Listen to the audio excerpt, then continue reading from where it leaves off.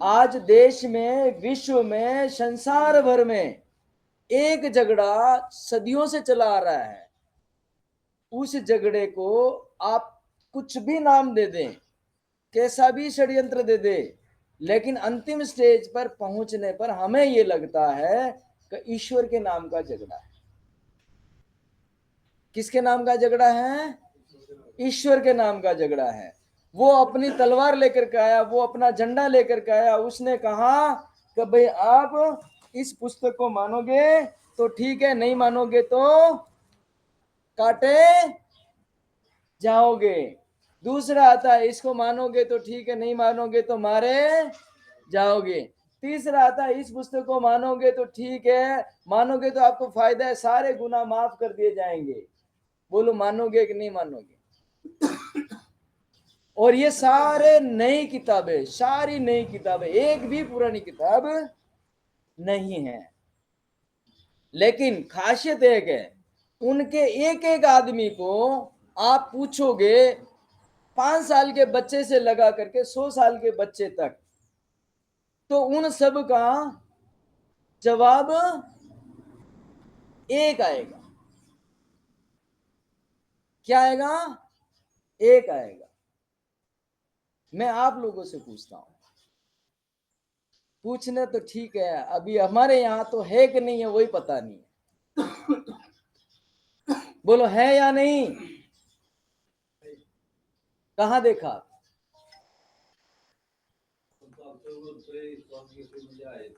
ते तर आपला जीवन है। गाय पण बोलती है, कुत्ते पण बोलते हैं, बिल्ली पण बोलती है, चूहा पण बोलता है, ते तर साइंस है।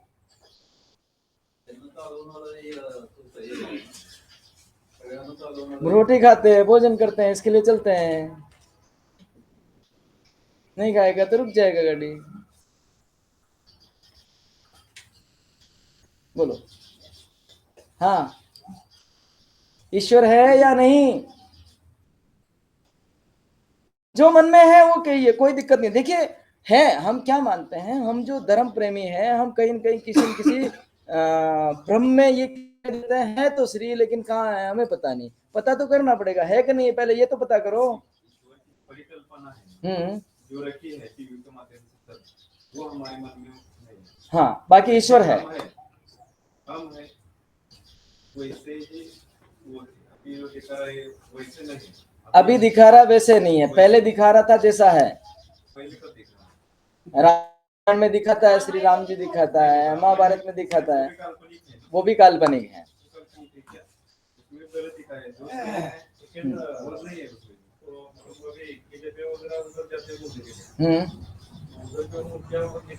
हाँ अच्छा, अपना ईश्वर 300-400 साल पुराना है और मोहम्मद 1400 साल पुराना है। ईशु 2300 साल पुराना है। पारसी कुछ और साल पुराना, 4000 के लगभग साल पुराना है। अब बाबा ईश्वर है कि नहीं? 5000 पुराना। 5457 साल पहले श्री कृष्ण जी की शादी हुई थी। 5500 साल पहले लगभग आता है महाभारत का युद्ध हुआ था। उससे पहले राम था। 10,000 चला ठीक है, 5000 साल तो गए ना। मोहम्मद 1400 साल ही तो, हम 5000 तो पहुंचे। ठीक है। हाँ भाऊ, नहीं है, है कहा देखा? कैसे मानते हो? देखिए दोनों के अपने अपने तर्क होते है तो क्यों है, अपनी मानसिक, अपना अंदर, मतलब मैंने कहा है तो मैंने कुछ न कुछ चीज बेक तो पकड़ करके कहा होगा ना। ऐसा तो नहीं है कि मैंने नहीं कहा। और मैं कहूंगा नहीं है तो मैं कुछ न कुछ तो मुझे, या तो किसी ने कहा होगा या कुछ ऐसा हुआ होगा, तब जाकर के कहूंगा ना हाँ भाई कैसे है।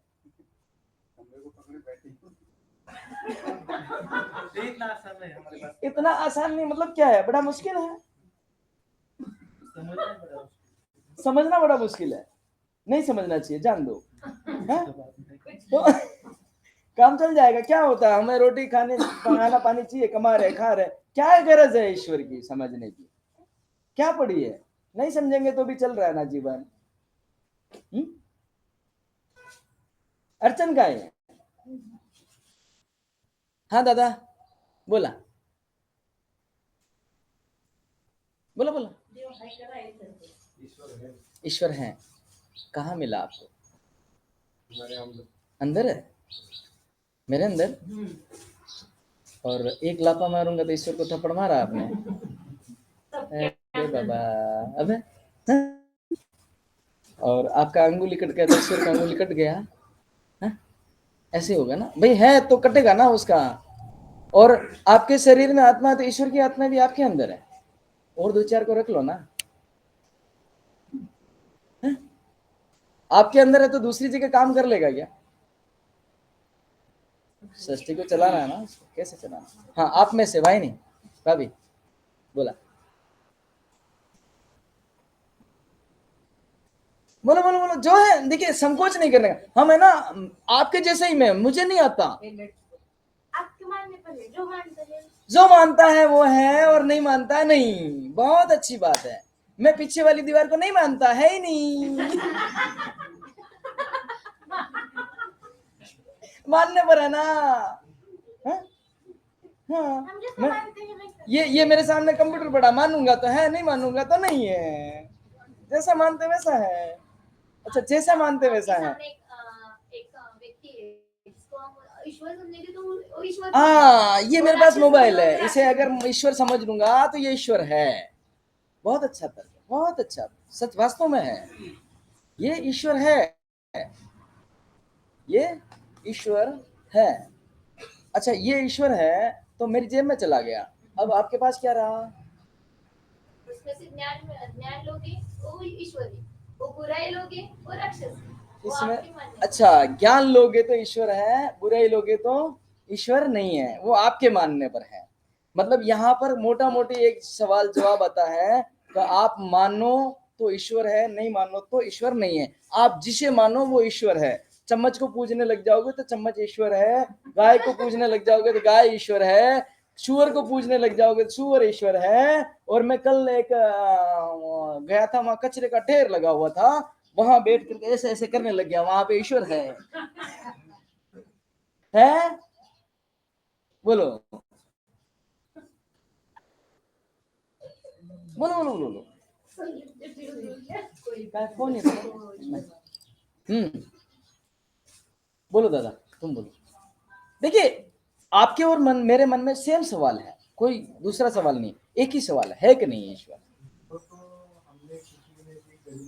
कभी नहीं देखा है, ठीक बात है।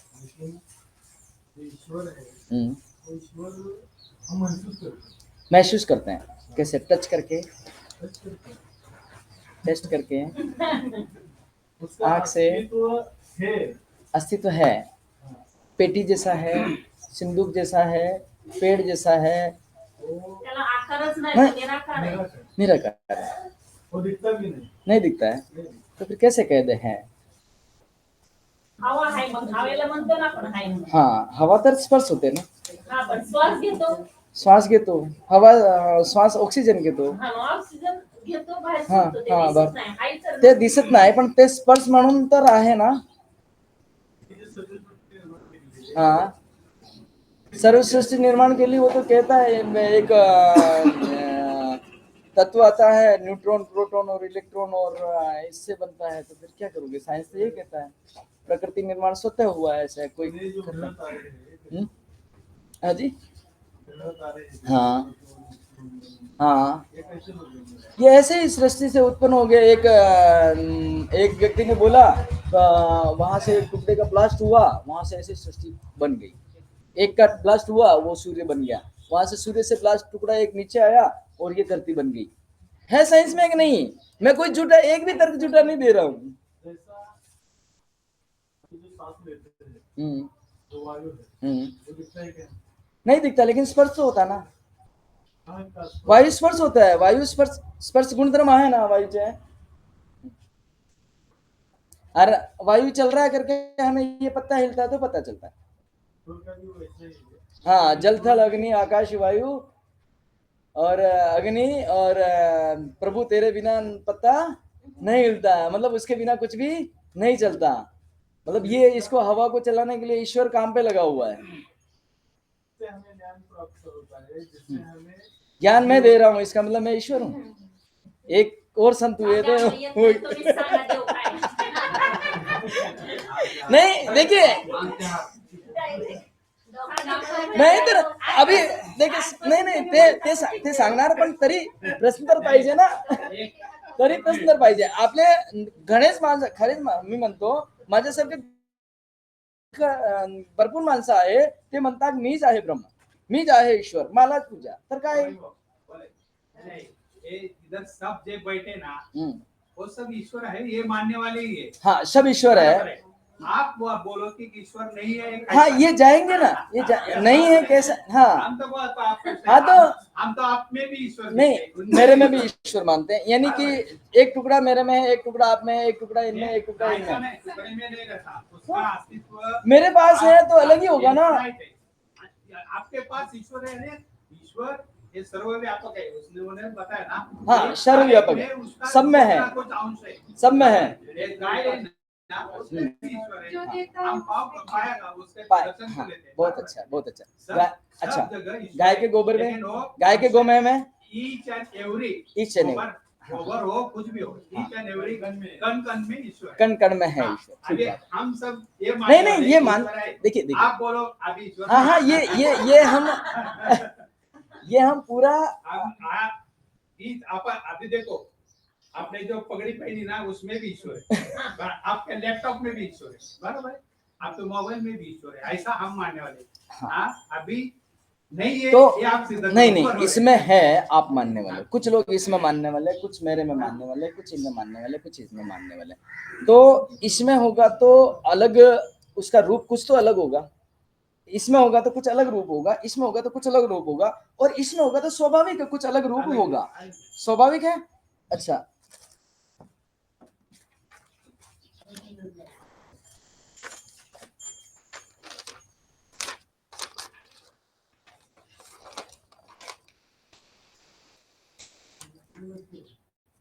ये इसमें है, ये इसमें है, ये इसमें है, ऐसे ऐसे करके हमने चारों तरफ इसको बांट दिया, सब में आ गया ना, कण कण में हो गया, कण कण में हो गया, इसका मतलब ये बांटने वाली चीज पूरा कण कण में है ना, बोल तो रहे हैं हम कण कण में है। नहीं, गीताने बताया नैनम चंद्र की सत्राणी, हाँ हाँ, उसको हम कैसा वो श्री कृष्ण जी ने कहा, श्री कृष्ण जी ने किसको कहा? ये सबको कहा, सबको कहा। क्या कहा?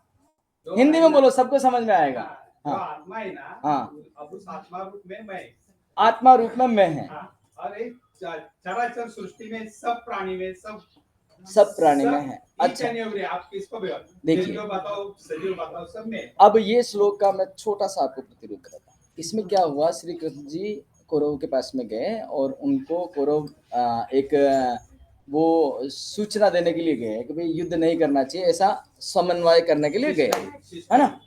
तो उसके लिए गए, तो वहां पर एक ने कहा कि भाई इसको एक काम करो, बंदी बना लो, है ना। क्या कहा? बंदी बना लो। तब श्री कृष्ण जी को गुस्सा आया कि मेरे को बंदी क्या बनाता है, इस सृष्टि को बंदी बनाएगा, चारों वेदों को सृष्टि बनाएगा, मेरे मन जल है, आकाश है, अग्नि है, थल है, नीर है, ये सब कुछ मेरे में विद्यमान है, यानी कि मैं इन सबको जानता हूं, तो इन सबको बांध, तब जाकर के मुझे बांध पाएगा, मुझे ऐसे ही बांध नहीं पाएगा, यानी कि मेरे विचारों को, मेरी विद्या को तू बांध नहीं पाएगा, ऐसा उसका श्री कृष्ण जी का कहना उचित था। ऐसा नहीं कि उसने मुंह खोल करके ये पृथ्वी और आकाश ऐसा बता दिया, ये सारी बताने वाली बातें हैं। जब सूर्य यहाँ धरती से लाखों गुना बड़ा है, तो ये सूर्य हनुमान जी के मुंह में भी नहीं आ सकता, तो श्री कृष्ण जी के मुंह में भी। लेकिन एक प्रश्न आता है हनुमान जी के, ये फल लिया और खा गए और अंधेरा हो गया, फिर गुदगुदी चलाई, तो आता कि नहीं आता? ये गलत है, बुद्धिपूर्वक गलत है। इतनी बड़ी पृथ्वी, इससे लाखों गुना बड़ा सूर्य, इससे 300 गुना बड़ा बृहस्पति, इसको समझने का प्रयास करते हैं, है या नहीं है, तो कैसा है, तो कैसा, क्या करता है, कहां रहता है, क्या हम उससे मिल सकते हैं, नहीं मिल सकते? देखिए, विचार तो करना चाहिए ना, अगर उसका ठिकाना मिल जाएगा, मैं बता दूंगा मुंबई रहता है, तो आप मुंबई जाएंगे कि नहीं जाएंगे? सीधी बात है। हाँ, सच्चिदानंद स्वरूप, आप लगभग पास में हैं। बहुत अच्छी बात है, बहुत सुंदर बात है। आइए हम चलते हैं इस चर्चा की तरफ। ये होता है हमारा प्रश्नकाल। प्रश्नकाल में हम बताते हैं, और इसमें हमारे जो वैदिक गुरुकुल चलते हैं, आर्ष विद्या गुरुकुलम से भी चलते हैं, आचार्य भारद्वाज जी हमें शिक्षण देते हैं, और हमारे सारे प्रकल्प इसमें गुरुकुल से ही चलते हैं, और हम गुरुकुल से ही सीखते हैं। जितना सीखते हैं उतना बता पाते हैं। देखिए, मेरे पास जितना है, मैं जितना सीखा हूं, हो सकता है तर्क से, संवाद से, कुछ आपसे लूंगा और कुछ मैं बताने का प्रयास करूंगा। बुद्धिपूर्वक आपको ग्रहण करना है, बुद्धि लगानी है। कोई प्रश्न खड़ा होता है तो उसको करना है। अब जैसे कि कुछ कहा जाता है कि ब्लास्टिंग हुआ और ये धरती बन गई, सूर्य का टुकड़ा नीचे गिरा। सबसे पहली बात तो, सूर्य का टुकड़ा अगर नीचे गिरा तो सूर्य इतना गर्म है, गर्मी होना चाहिए। फिर बोलते हैं पाउश आले, ठंडा हुआ। ये कैसा, कहाँ तक स्थित है, मैं ये बताने का प्रयास करता हूँ। ये मोबाइल ऑटोमेटिक बन गया, मोबाइल ऑटोमेटिक, एक फूंक मारा मोबाइल बन जा है। क्यों? तो वो अल्लाह फूंक मारता तो धरती बन जाती है, अल्लाह फूंक मारता तो हवा बन जाती, मरती बनती कि नहीं बनती? ऐसा है कि नहीं? फूंक मारा और ये बन जा, ऐसा नहीं है ना। इसका कोई बनाने वाला है? किसने देखा?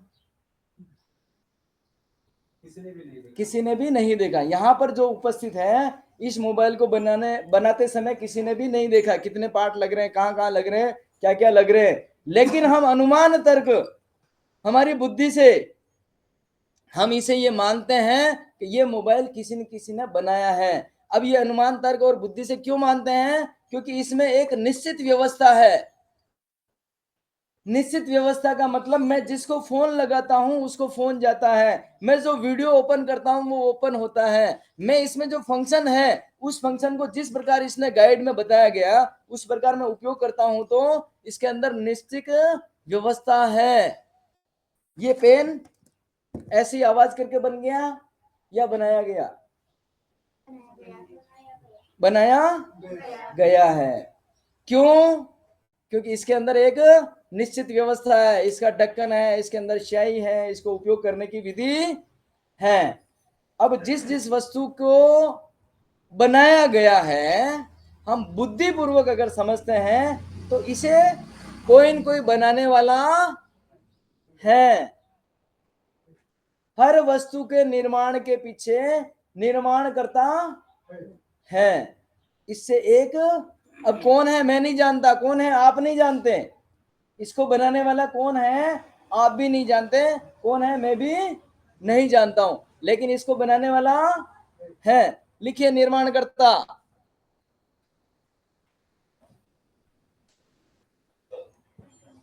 व्यवस्थापक, ये व्यवस्था है तो इसका व्यवस्थापक है ना, व्यवस्थापक लिख दीजिए।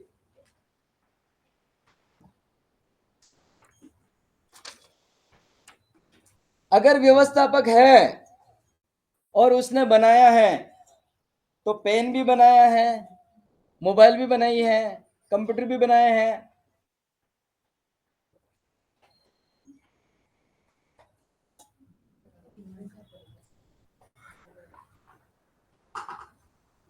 लैपटॉप भी बनाया है, अंतरिक्ष में जाने वाले यान भी बनाए हैं, और इससे बड़े बड़े भूमि के अंदर भी एक यान जाता है, यंत्र जाता है, जो कुछ कुछ चीजें निकाल के लाता है। क्या कहते हैं उसे? मोक्सा क्या कहते हैं?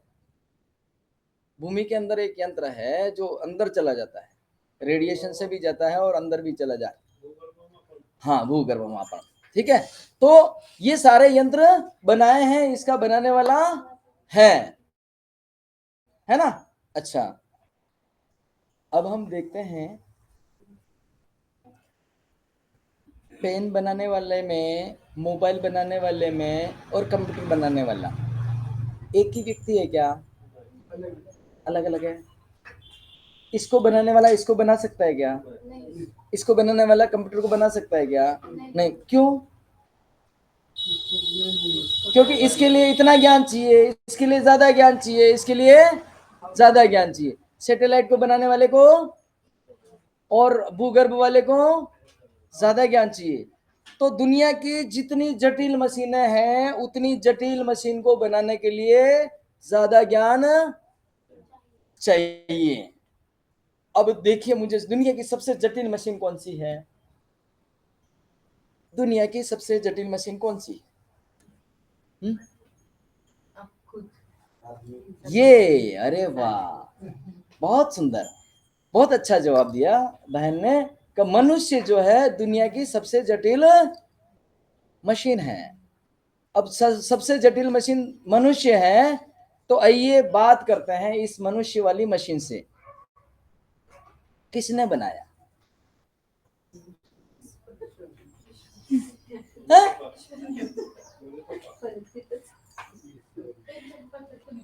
तर अरे माय बाप नसेल तर कुठे भेटणार आहे? आई कसं नाही बनवू शकत? गर्भावस्था 9 महिना ठेवती ना, काय तुम्ही सांगतात? तर दुसरी आई पुरुष नसेल तर आई कुठे ठेवती? कुठून आणती? पुरुष नसेल तर, पुरुष नहीं होगा तो स्त्री क्या करेगी? ये तो विज्ञान है। अंडा हुआ, अंडे से बच्चे पैदा होना, उसमें ये तो विज्ञान है, इसमें क्या है? लेकिन माँ के अंदर जो निश्चित व्यवस्था है ये अपन मान रहे, लेकिन विज्ञान कहाँ मान रहा है? विज्ञान तो कह रहा है भाई X और Y शुक्राणु मिलते हैं और बच्चा पैदा होता है। उसमें क्या? मुर्गी के अंदर अंडा होता है, अंडे के अंदर बच्चा होता है, बच्चा बाहर आता है, मुर्गा बन जाता है।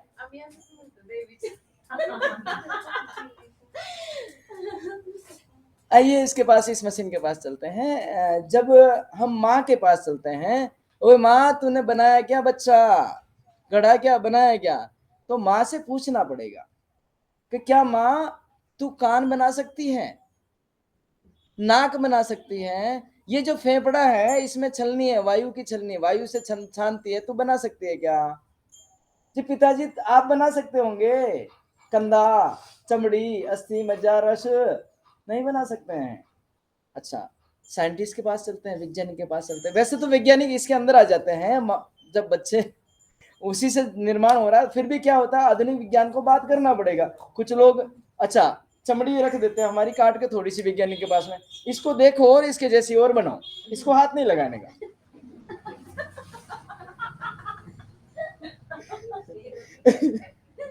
ओ दादा,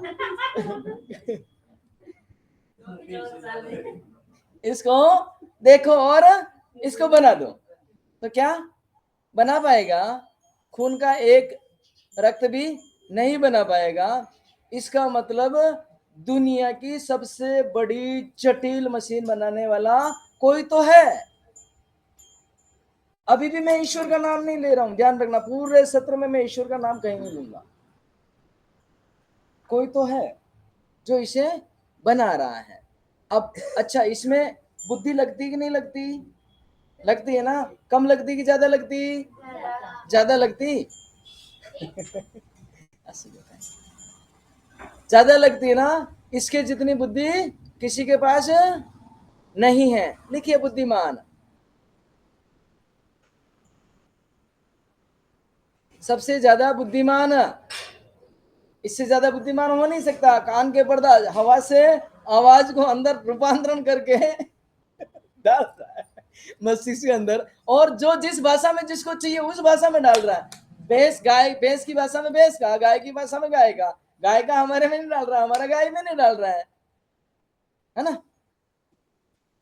अब बनाने वाला अगर एक ही है, कैसे है? अब हम सोचते हैं इसको कि ये जटिल मशीन को अगर बनाया है उसने, तो माँ को देखा, पिताजी को देखा, तो वो नहीं बना पा रहे हैं और ये बना पा रहा है। अच्छा, बुद्धि किस में होती है? हम यहाँ विश्व में, संसार में हम देखते हैं दो चीजें मिलेगी, एक तो जड़ मिलेगी और एक चेतन मिलेगी। चेतन किसे कहा जाता है? जो जीवित है, जीव है, उसे चेतन कहा जाता है। जो निर्जीव है उसे जड़ कहा जाता है। अच्छा, बुद्धि किस में होती है? निर्जीव में होती है या सजीव में? सजीव में। किस में होती है? सजीव में होती है ना, यानी कि बुद्धि हमने पहले बुद्धिमत्ता सत्य की है ना, बुद्धिमान लिखा, बुद्धिमान लिखा ना, तो बुद्धि किस में होती है? सजीव में।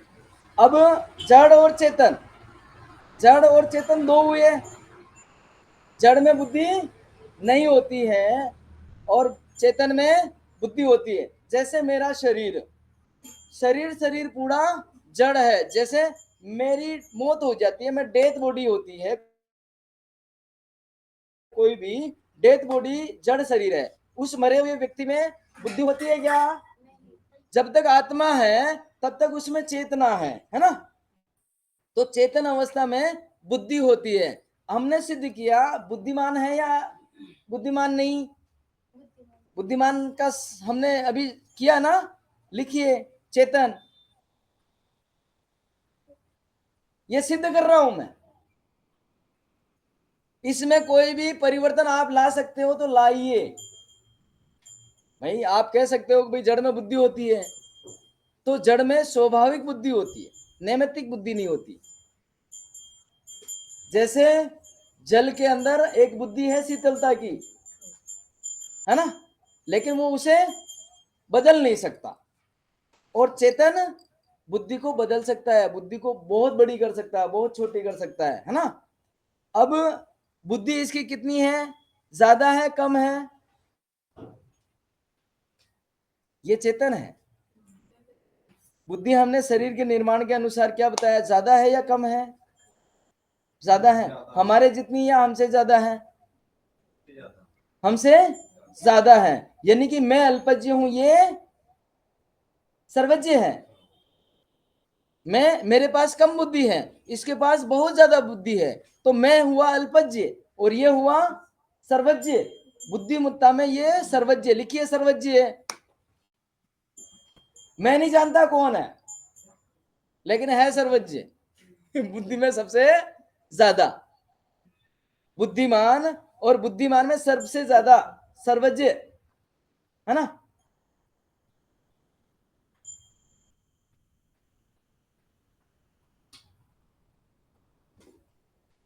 अब एक और परीक्षण करना है हमें।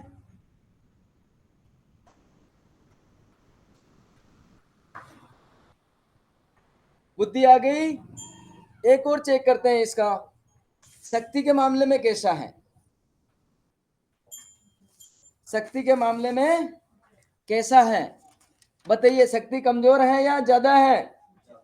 ताकत कैसे परीक्षण करना पड़ेगा, बिना परीक्षण के काम नहीं चलेगा। नहीं, आप ईश्वर को बीच में नहीं लाएंगे। हाँ ठीक है, हाँ ज्यादा शक्ति बोलिए, हाँ ज्यादा शक्ति बोलिए। अभी मैं जितना वजन हाँ मुझे बनाया है, हाँ, मुझसे उसकी शक्ति ज्यादा होगी, उसकी शक्ति ज्यादा होगी तो ही मुझे बना पाएगा, तो ही बना पाएगा। ठीक है, बहुत अच्छी बात है, बहुत अच्छा तर्क है। और आइए हम ताकत की जांच कर लेते हैं। ताकत की जांच करने के लिए हम एक सिद्धांत को उपयोग में लाते हैं और एक विज्ञान को उपयोग में लाते हैं, जिसे जड़त्व का नियम कहा जाता है। जड़त्व का नियम, मुझे इस पेन को यहाँ स्थिर है और यहाँ से धक्का देने में बल लगेगा, बल लगेगा तभी जाकर के ये आगे खिसकेगा। तो मैं इसको धक्का दे सकता हूं, पक्की बात है। मोटरसाइकिल को धक्का दे सकता हूं, पक्की बात है। कार को धक्का दे सकता हूं, पक्की बात है। 5-10 पत्थर को भी धक्का दे सकता हूं, बड़ी बात है, हो सकता है ना। मकान को धक्का दे सकता हूं, नहीं दे सकता हूं। इस सांगवी गांव को धक्का दे सकता हूं, नहीं दे सकता हूं। अच्छा, इस तालुका पुणे जिल्ह्याला धक्का दे सकता हूं, महाराष्ट्र को धक्का दे सकता हूं, भारत को धक्का दे सकता हूं, विश्व को धक्का दे सकता हूं क्या? लेकिन यहां हम एक देखते हैं, पृथ्वी घूम रही है। हमने एक नियम को सिद्ध किया कि इसके लिए बल, एक जगह से दूसरी जगह किसी को स्थित करने के लिए बल लगता है ना। तो मुझे बताइए, बल में पृथ्वी को घुमाने वाला, पृथ्वी ही नहीं, चंद्रमा ही नहीं, नक्षत्र ही नहीं, भूगोल की मंडलें सारी, तारामंडल ही नहीं, अन्य अन्य आकाश गंगाएं जो पृथ्वी से लाखों गुना बड़ी है, हजारों गुना बड़ी है, सैकड़ों गुना बड़ी है, और सैकड़ों लाखों की तादाद में है, उसको घुमाने का बल कम है ज्यादा? तो शक्तिमान, इससे बड़ा शक्तिमान कोई है नहीं। लिखिए शक्तिमान। अभी भी शक्तिमान की परिभाषा अधूरी है, अभी भी शक्तिमान की परिभाषा अधूरी है। भूगोल लिखा हुआ है, पृथ्वी गोल है, पृथ्वी जो है निर्माणाधीन है, हर समय अलग अलग जगह से बन रही है, बिगड़ रही है, बन रही है। और ऋषि कणाद में भी लिखा हुआ है। चपटी तो उसने लिखा है, ईसाई ने और मोहम्मद ने, चपटी। और जिसने एक आया था, इनमें एक विद्वान आया था, उसने कहा कि ये गोल है, उसको फांसी दे दी गई, उसको मार दिया गया। आज भी उनमें अगर कोई कह दे, थोड़ा सा संशोधन हो रहा है, लेकिन आज भी अगर कोई कह दे कि भाई पृथ्वी गोल है, तो वो बोल रहा है इस बुक के ऊपर तू ईमान नहीं ला रहा है, इस बुक को तू खराब मान रहा है, इसका मतलब तू, चलिए, बल में शक्तिमान है, लेकिन शक्तिमान की परिभाषा अभी तक अधूरी है। बोला क्यों?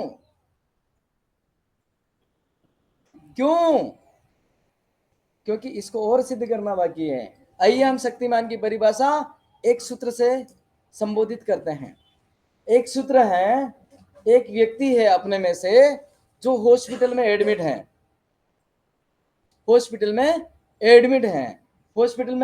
तो उसको कई सारी मशीनें जगह जगह पर, इंच इंच पे उसको मशीनें लगा रखी है, बीमार है, शक्ति नहीं है, तो उसको मशीनें लगा रखी है। अब मशीनें लगा रखी है तो उसको धीरे धीरे मशीनों से इलाज हो रहा है। इलाज होते होते कुछ दिन में एक मशीन हटी, उसका बल बढ़ा, है ना। श्वास लेने की क्रिया चालू हुई, नाक से मशीन हटी, बल बढ़ा। खाने की क्रिया हुई, खाने की नली हटी, बल बढ़ा, है ना। फिर वो धीरे धीरे मशीनें हटते गई, खाना खुद चालू किया। फिर धीरे धीरे एक बैसाखी आई चलने के लिए, थोड़ा बल और बढ़ा, बैसाखी छूट गई। यानी कि जिसके पास कोई भी साधन ना हो वो बलवान, या साधन हो वो बलवान? बिना साधन वाला बलवान। अब बिना साधन वाला बलवान है, तो हम यहाँ हॉस्पिटल की बात कर रहे हैं, इसमें शरीर है। अब शरीर वाला बलवान या बिना शरीर वाला?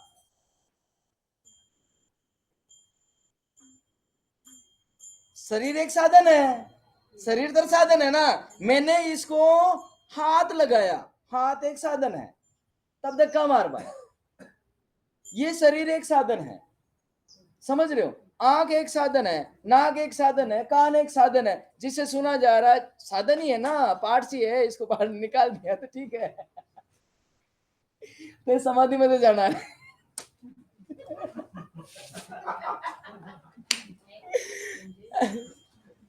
काय बर का, नाही ते ईश्वर आहे असं मानतो, प्रसाद बिसाद काय असलं तर बघा। प्रसाद बिसाद काय असलं तर सांगा। भाऊ आहे का नाही, त्याला एवढं ऐकायचं दोघं सगळं। आता साधन है तो वो शक्तिमान नहीं हो सकता, क्योंकि उसे साधन की जरूरत पड़ी। शक्तिमान उसे कहते हैं जिसे साधन की जरूरत नहीं पड़ी। दूसरा इसको कहते हैं जब ये इसके पास शक्ति नहीं थी, तब इसके पास बहुत सारी मशीनें लगी हुई थी, यानी साधन की जरूरत उसको थी।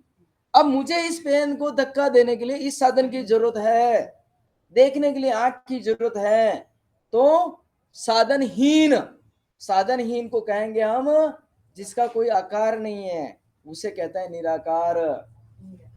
हाले ऐसे बताएंगे तो हमारी समाज समझेगी या नहीं समझेगी? देखिए ना, जिसके पास कोई भी किसी भी प्रकार के साधन की मदद नहीं लेता हो,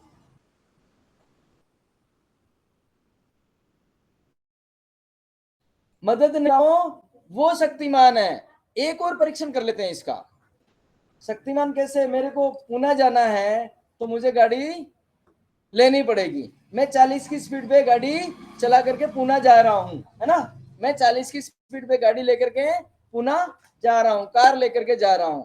मेरा ये साथी 40 की स्पीड पे दौड़ करके पुणे जा रहा है, दौड़ करके पुणे जा रहा है। बलवान मैं या ये? जो बिना साधन के दौड़ के जा रहा है वो बलवान है ना। तो जिसे साधन की जरूरत कम से कम हो या नहीं हो, वो शक्तिमान है, वो बलवान है कि नहीं? बुद्धि से काम में लेना। मैं कोई भी साइंस, कोई भी तर्क यहाँ पे किसी भी शास्त्र को ओपन नहीं कर रहा हूं। कौन है मुझे पता नहीं,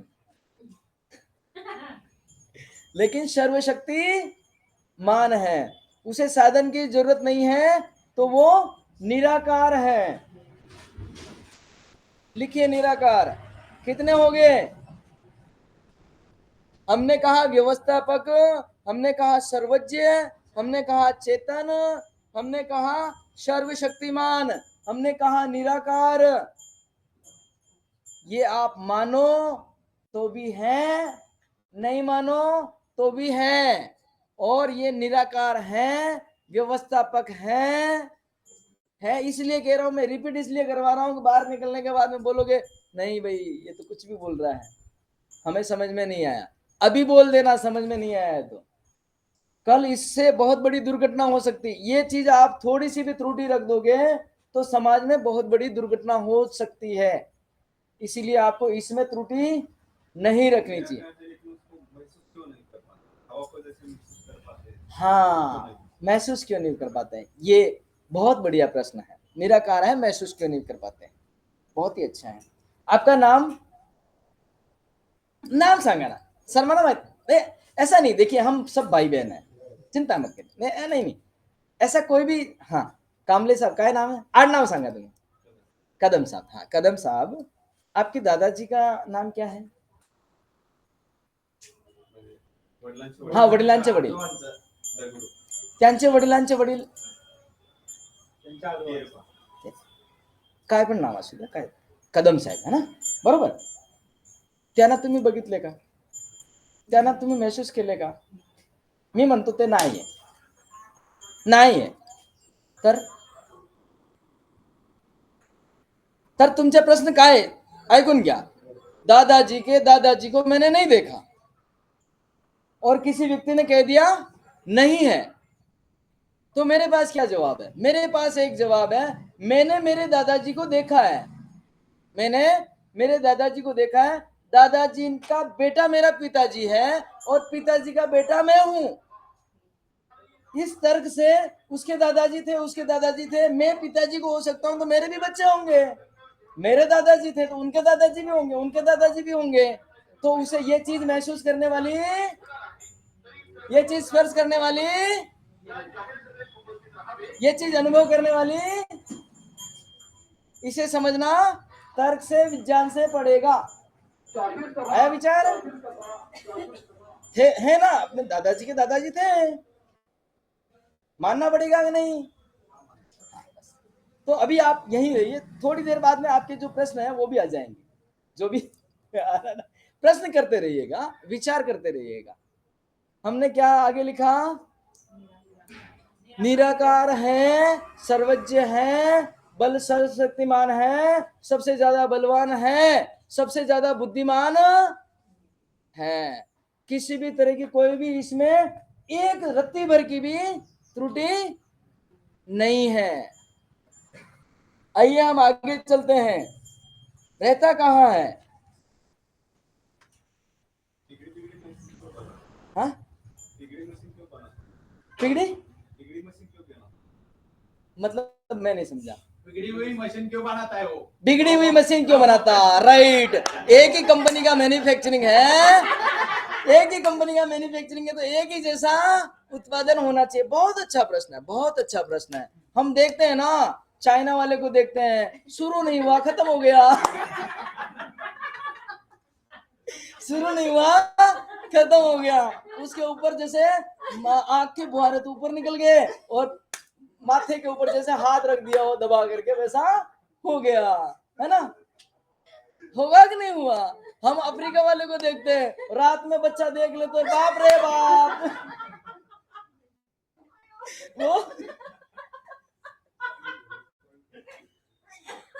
होता कि नहीं होता? बहुत अच्छा प्रश्न है। देखो, बुद्धि लगाई इसे कहते हैं विलक्षण बुद्धि, है ना? ये विचार नहीं आता तो नहीं आता, आपको सब बताता ही नहीं था मैं, है ना? अच्छा, ये अलग अलग मशीनें क्यों बनाता है, ये बिगड़ी हुई मशीनें क्यों बनाता है? भाई एक ही जैसा प्रोडक्शन देना चाहिए भाई, 7 बिट के तो 7 ही बिट के, 5 बिट के तो 5 ही बिट के, क्यों अलग अलग? एक ही कंपनी का माल एक ही जैसा होता है। काहे होते हो?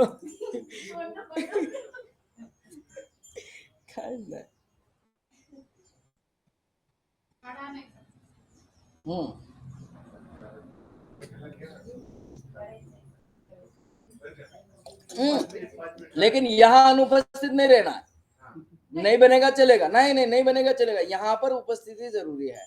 यहाँ से कोई नहीं हिलेगा, यहाँ से कोई नहीं हिलेगा। मेरी विनंती है, मेरी हात तर घेऊन या, मी 2 मिनिट थांबतो।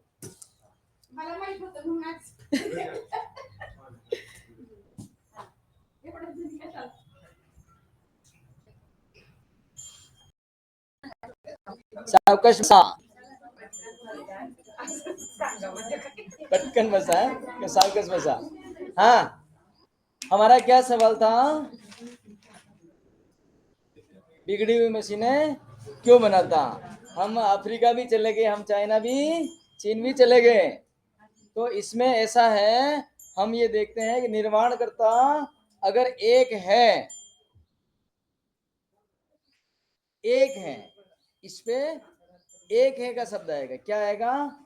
एक है, तो अलग अलग जुदा जुदा मशीन क्यों बनाता? कभी छोटी, कभी टेढ़ी, कभी मेढ़ी, ऐसा कुछ बनाता है। लेकिन आप इन सब मशीनों में ध्यान लगा करके देखिए, एक कान से श्वास लेता है, एक नाक से, गलत बोला क्या? यानी कि श्वसन यंत्र जो है, नाक है एक ही है, देखने का यंत्र एक ही है, खाने का यंत्र एक ही है, सुनने का यंत्र एक ही है, चलने के यंत्र जिसको जैसा है वैसा ही है, कोई भिन्नता, कोई त्रुटि है क्या? कोई नाक से सुनता है क्या? कोई कान से देखता है क्या? कोई आंख से सुनता है क्या? नहीं ना। तो इसका मतलब वो एक है। लिखिए, निर्माणकर्ता की बात हुई है ना। अब निर्माण उसने बॉडी, अब दूसरी बात हम समझ रहे थे अफ्रीका, चाइना, इसमें क्या हुआ था? हाँ, सॉफ्टवेयर की, हार्डवेयर सब सेम है, हाँ, सॉफ्टवेयर नैमित्तिक बुद्धि, नैमित्तिक बुद्धि, जिसने जैसा पढ़ा, जिसने जैसा देखा वैसा उसने किया। अभी भी आदम और हवा, समझ रहे हो? एक व्यक्ति कहता है मुझे कि 2 व्यक्ति भगवान ने पहरेदार बिठा रखे, एक इस कंधे पे और एक इस कंधे पे, ये सत्य लिखता और ये क्या लिखता है? पाप लिखता है? एक व्यक्ति 2 बंदे बिठा रखे हैं, और 2 बंदे ही नहीं बिठा रखे हैं, उन 2 बंदे के औरतें भी होगी, 2 का मतलब वो 4 हो गया, है ना? उनके 2 बच्चे भी होंगे, वो कितने हो गए? 8 हो गए। अब मुझे बताइए, इस दुनिया में 800 करोड़ पब्लिक है, कितनी? 800 करोड़, 800 करोड़ गुणा 8,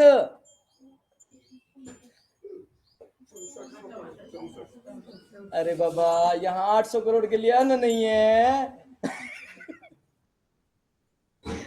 और उसके लिए कहां से आ जाएगा? तो इसका मतलब ये पहरेदार नहीं है। पहरेदार एक आदमी इधर और एक आदमी कौन बिठाता है? जो शक्तिहीन है, जिसके पास शक्ति नहीं है। वही लगता है ना, मेरे मेरे काम करने की शक्ति यहाँ बैठने की है। मुझे अगर मेरे गांव में कुछ काम कराना है तो किसी बंदे को फोन करके बोलना पड़ेगा, वो दूसरा व्यक्ति होगा। इसका मतलब मेरी शक्ति वहां तक नहीं है। शक्ति कम होने के निशान है, एक इधर और एक इधर, इसका मतलब शक्तिमान नहीं है। लेकिन हमने शक्तिमान पहले ही प्रूव कर लिया, इसको किसी की जरूरत नहीं है। ना तो आदम की जरूरत है, ना हवा की जरूरत, ना तो सत्य लिखने वाले की जरूरत, ना पाप लिखने वाले की जरूरत, ना इसकी सत्य और पाप की लुगाई की जरूरत है, ना उनके सत्य और पाप के बच्चों बच्ची की जरूरत है। जरूरत किसको है? जो कम बुद्धि में है या जिसको शक्ति नहीं है ना, उसको जरूरत है। अब यहाँ पर हम ना चाहते हुए भी एक व्यक्ति को निशाना बना रहे हैं। वो कहता है कि भाई मेरे पास तो, हमारे पास ये रखा हुआ है, ये रखा हुआ, ये आदमी है, ये क्या कहा जाता है हमारे यहाँ, मौत को लेने के लिए कौन आता है? यम। यम लेने के लिए आता है, 4 यम आते हैं। ये सब अभी मैं साबित करूंगा, क्योंकि शक्तिमान को साधन नहीं चाहिए। शक्तिमान को साधन नहीं चाहिए, वो खुद ही शक्तिमान है। और शक्तिमान होते हुए वो निराकार भी है। अब निराकार है, शक्तिमान है, सर्वज्ञ है, चेतन है। ये क्या है? आप मानो तो भी है, नहीं मानो तो भी है। बुद्धिपूर्वक मैंने बताया। अगर कोई कंफ्यूजन है तो आप अभी पूछ सकते हैं। दूसरा, इसके अंदर अभी हमने क्या किया था, ये रहता कहां पर है? रहता कहां पर, ये बहुत बड़ा इश्यू है। कोई कहता 7वें माले पे है, कोई कहता 4थे माले पे है ना? कहता ही नहीं कहता। एक कहता 4थे आसमान पे है, एक कहता 7वें आसमान पे है। तो हमारा कहाँ है? ये कहाँ रहता है? अंदर। वापिस गलत हो गया। सर्वशक्तिमान अंदर रह सकता है, अल्पजी अंदर रह सकता है, सर्वज्ञ अंदर रह सकता है। जो सब जगह है वो अंदर रह सकता है क्या? नहीं रह सकता है। कैसे रह सकता है? अंदर रहेगा, उसको बाहर का क्या पता होगा? जैसे शिशु अंदर है तो उसको बाहर का थोड़ी पता है, नहीं ना? ये आत्मा सो परमात्मा का शब्द है ना, थोड़ा अजूबा है। समझ रहे हो? इसको समझने का प्रयास करते हैं। आत्मा अल्पज्य है और परमात्मा सर्वज्ञ है। आत्मा एक देशीय है, परमात्मा संपूर्ण देशीय है। यहां पर हम इसको सिद्ध करेंगे। किसको? एक रहता कहाँ है, इसको सिद्ध करना है ना, कहाँ रहता है। अब मैं आपको बता देता हूं।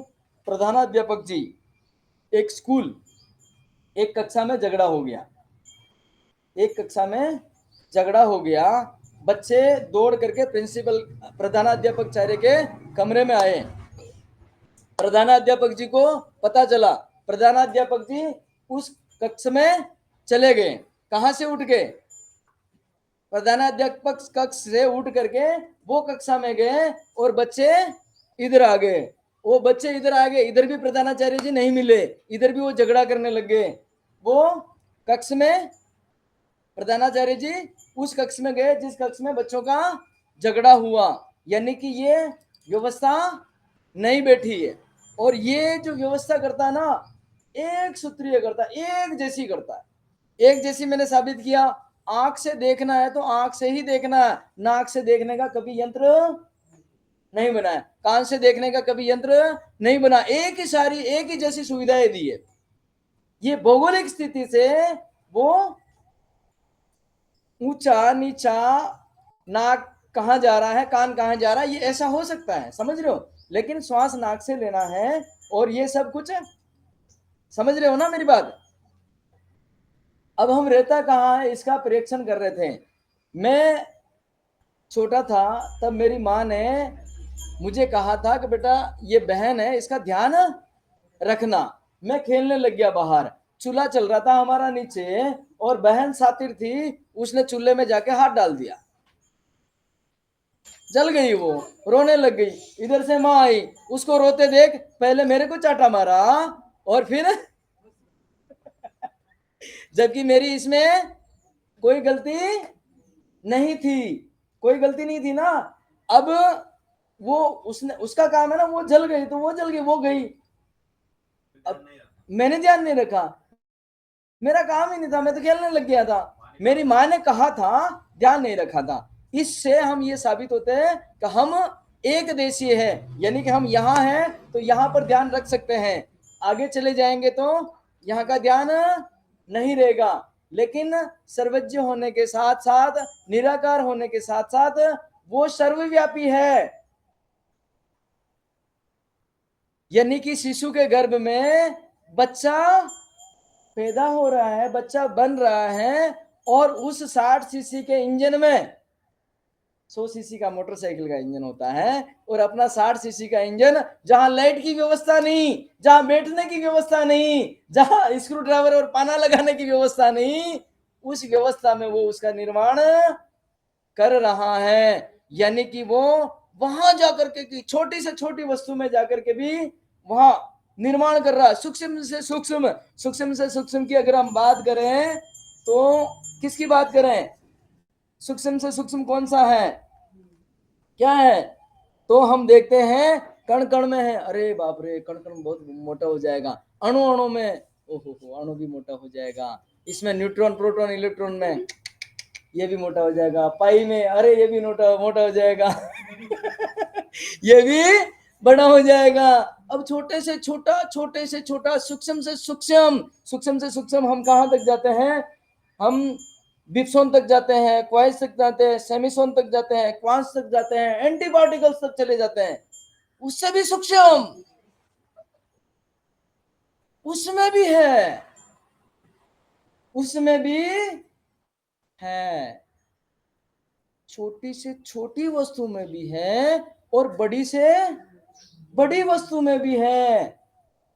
इसे कहते हैं सर्वव्यापी, सब जगह विद्यमान है।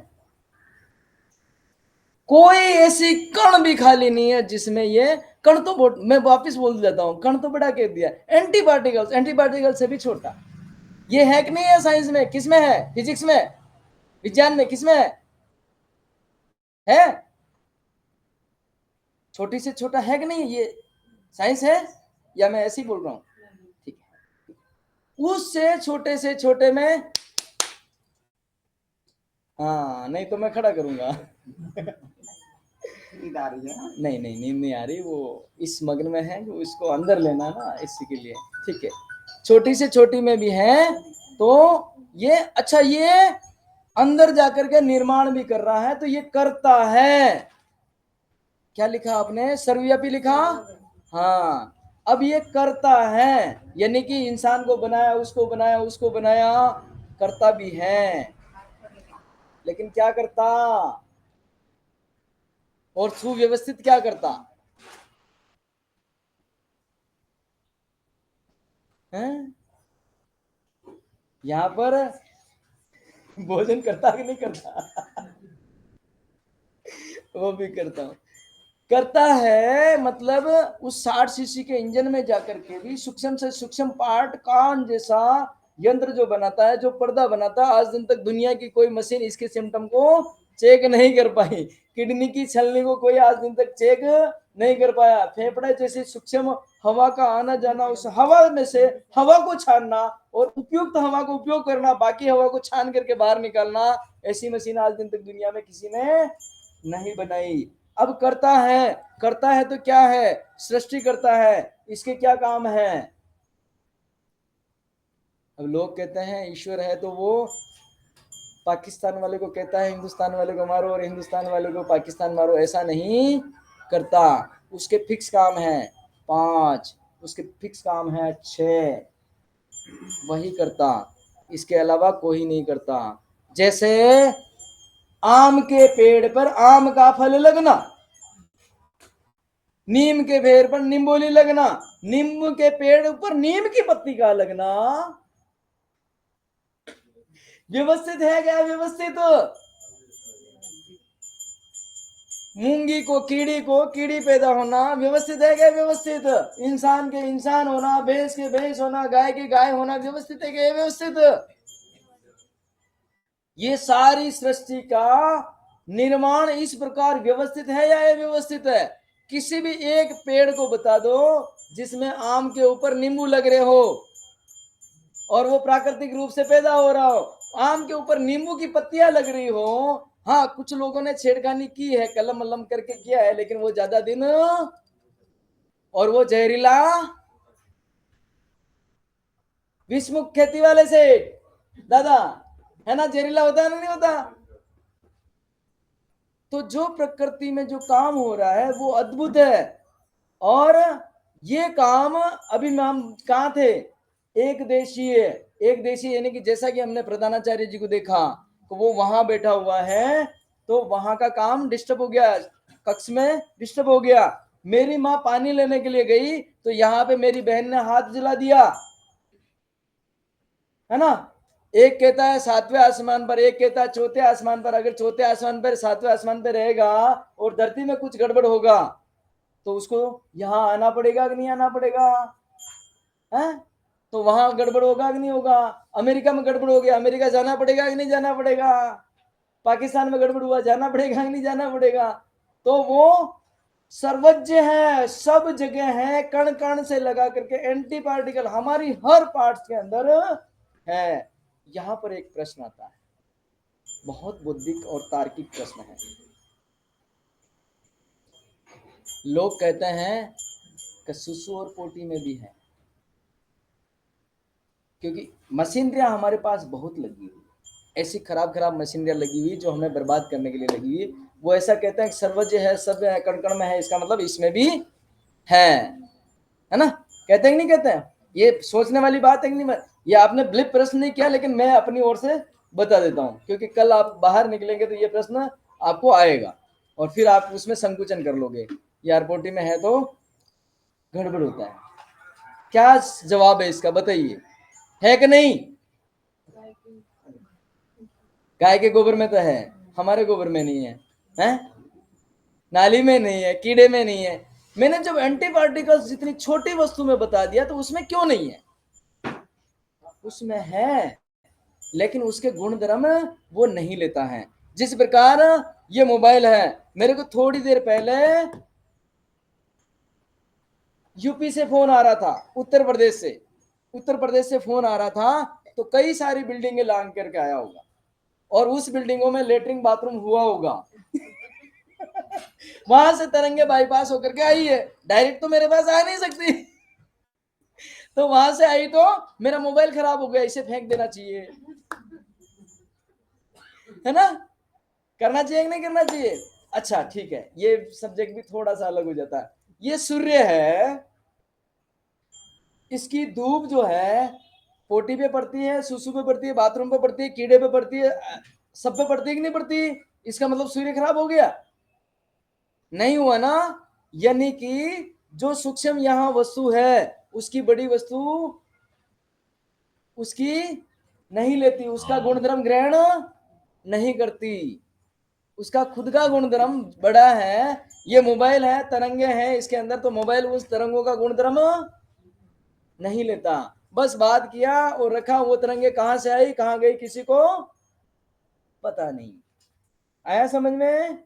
तो अब हमने कहा वो एक है और वो सर्वव्यापी है, ठीक है? एक है लिखा, सर्वव्यापी लिखा, सर्वज्ञ लिखा, कर्ता लिखा। कर्ता में क्या करता है? हाँ, कर्ता में किसान का खेत नहीं जोतता, समझ रहे हो? कोई कह दे कि मैं 100 रुपए का प्रसाद चढ़ाता हूं, मेरी गाड़ी लेकर के मुझे राजस्थान लेकर के चले जा, नहीं जाता, वो ऐसे काम नहीं करता। उसके काम क्या है? उसके काम लिखिए,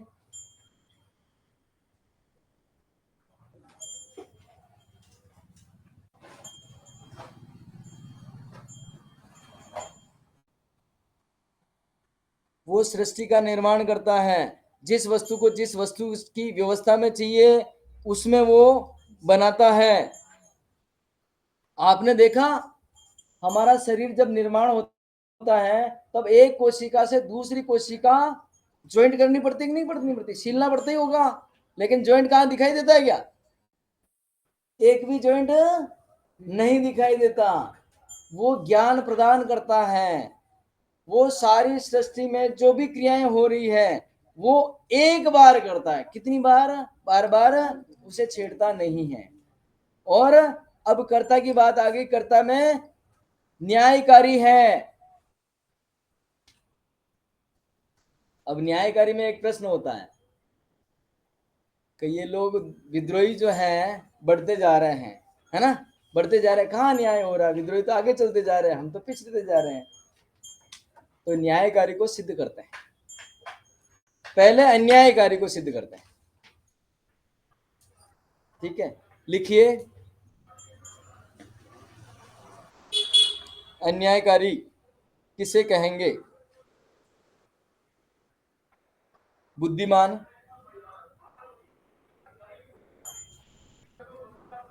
शक्तिमान, नहीं नीचे लिखिए, बुद्धिमान के नीचे लिखिए शक्तिमान। एक लाइन छोड़ दिए, वो पूरा लाइन छोड़िए, क्योंकि मैं बुद्धिमान के आगे और लिखाऊंगा।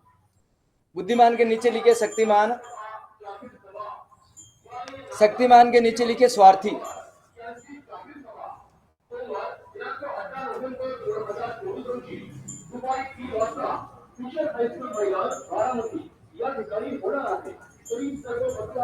शक्तिमान के नीचे स्वार्थी। अब इसका उल्टा लिखिए,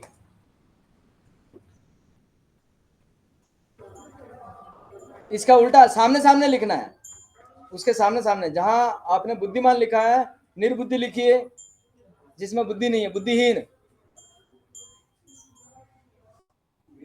शक्तिमान की जगह शक्तिहीन। स्वार्थी की जगह निस्वार्थी।